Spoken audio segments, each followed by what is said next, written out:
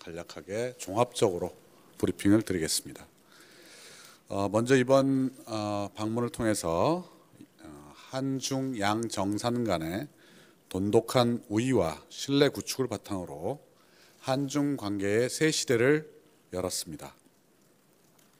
양 정상은 5시간에 걸쳐 공식 일정을 함께하면서 깊은 우위와 신뢰를 구축했습니다. 국민 우선의 정치 철학에 대한 공감대를 바탕으로 북핵 문제, 한중 관계 및 지역 정세 등 심도 있고 허심탄회한 의견을 교환했습니다. 역지사지, 관왕지례의 정신하에 어려웠던 과거까지를 교훈으로 상호 입장을 헤아려 가며 지난 25년간 한중 관계의 비약을 바탕으로 향후 이를 더욱 발전시켜 나가자는 데 공감했습니다. 양 정상 간 수시 전화 통화 등을 활용한 소통의 한 라인을 구축하자는 데도 합의를 했습니다. 이번 정상회담은 한중 간 교류 협력 복원, 발전을 위한 본격적인 신호탄이 되었습니다. 양 정상은 양국 간 교류 협력의 회복은 물론 새로운 25년을 향한 한 단계 높은 차원의 미래 협력 방향에 대한 공감대를 형성했습니다. 문 대통령은 위축된 우리 기업 활동의 조속한 회복을 위한 중국 측 협조를 요청하는 한편 우리 교민사의 진출기업 격려를 했습니다. 특히 북경과 충칭에서 교민 간담회를 갖고 우리 기업과 교민들의 활동, 경제 활동에 대한 관심과 애정을 표현했습니다.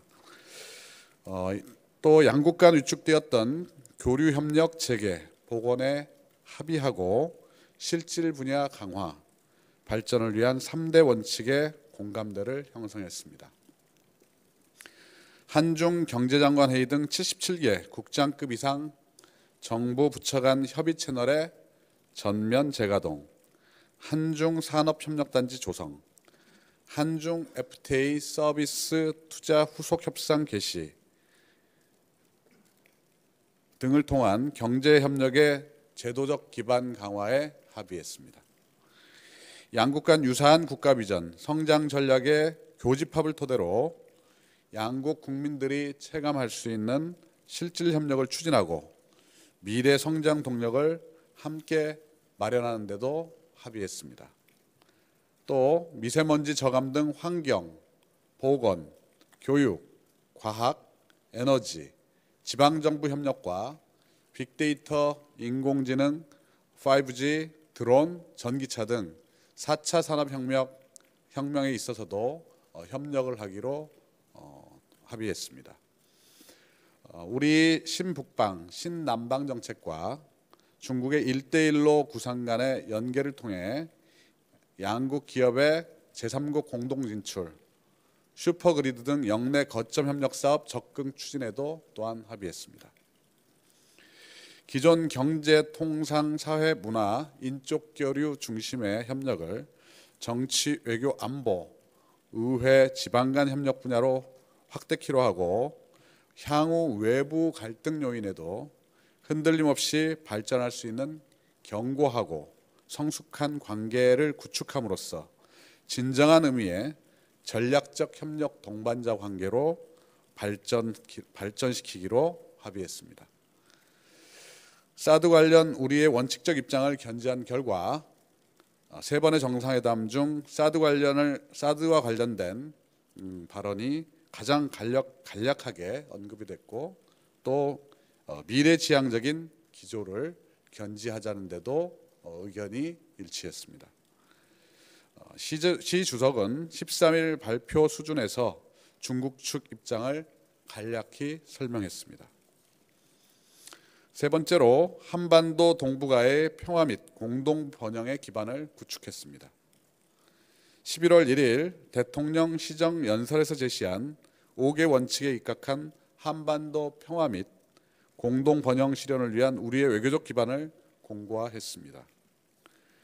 한반도 문제 관련 한중 간 공통의 입장을 재확인했습니다. 특히 한반도에서의 전쟁 절대 용납 불가, 한반도의 비핵화 원칙 확고히 견지, 북한 비핵화 포함 모든 문제는 대화 협상을 통해 평화적으로 해결, 남북 관계 개선은 궁극적으로 한반도 문제 해결에 기여한다는 4개의 원칙에 합의했습니다. 남북 문제의 주도적 해결 등 우리 한반도 정책 관련 중국 측 지지를 재확인했습니다. 또 북한 도발의 억지 대응 및 제재 압박 지속을 통한 북한의 대화로의 견인을 포함해 북핵 문제 해결을 위한 중국의 보다 중요한 역할을 요청했습니다. 특히 중국 측의 안보리 결의 이행 노력을 평가하고 향후 지속적인 철저한 이행의 필요성도 강조했습니다. 다양한 고위급 전략 대화를 통한 한중 간 한반도 문제 관련 전략적 소통 강화에도 합의했습니다. 기존 외교 국방장관 및 안보실장 간 소통을 포함해 고위급 레벨의 대화 창구를 지속적으로 강화하기로 했습니다. 평창 올림픽을 북핵 문제 해결의 주요 기회로 활용하고 성공적 올림픽을 개최하기 위한 중국 측의 협조를 확보했습니다.